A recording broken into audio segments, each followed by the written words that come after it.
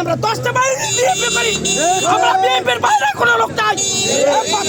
না ওর কোনো সকল মানুষ জানে আমাদের কেন আমাদেরকে এরকম করা হচ্ছে, এর বিচার চাই। এই বিএনপি করতে করতে আমার জীবন শেষ করে দিয়েছি। মাইর গাইতে গাইতে আমি আমার কোনো গায়ের মধ্যে কোনো কি নাই, আমার এত শরীরের দিকে ব্যথা ওদিকে ব্যথা। এই রাজনীতি করতে করতে আমার ছেলে ঢাকা 5বার জেল কাটছে, ম্যাডামের প্রোগ্রামে 5বার জেল কাটছে।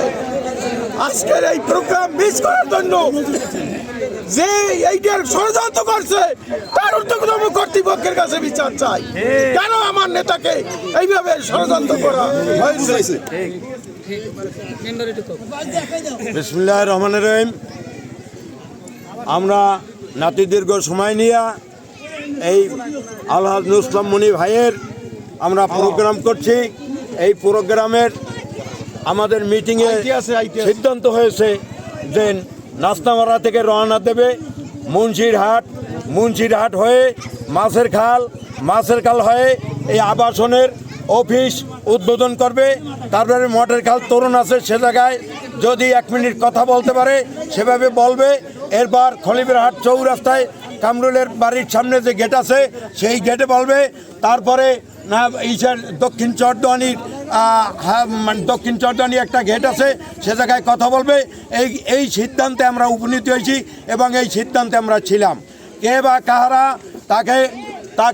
বা তাহারা ভুল বুঝিয়ে এবং যেই জায়গাতে যাওয়ার কথা না, কোনো একটা তরুণ নাই, কোনো কিছু নাই, সেই জায়গা থেকে কাঁঠালতলি থেকে তাকে যে নিয়েছে এবং এটা খারাপ করছে, এটা বাংলাদেশ জাতীয়তাবাদী দল বিএনপির আমি ঊর্ধ্বতন যারা আছেন তাদের কাছে আমরা মানে এর সুষ্ঠু তদন্ত করে এর সুষ্ঠু ব্যবস্থা করা হোক।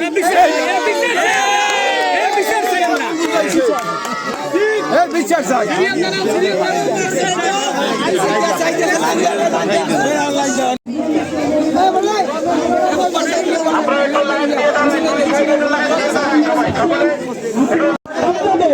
দেখার জন্য আবাসনবাসীকে দেখার জন্য এমপি সাহেব নিজে হুন্ডাই করে মোটরসাইকেলে করে আপনাদের এই অনুষ্ঠানে যোগ দেওয়ার জন্য আসছেন।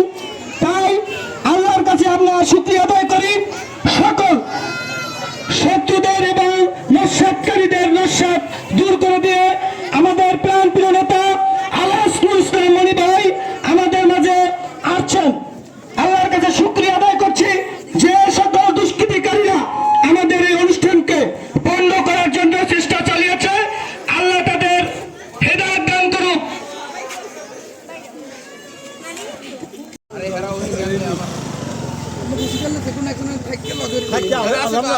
আমরা বলা হয়েছে না, তো মিসগেট করা হয়েছে,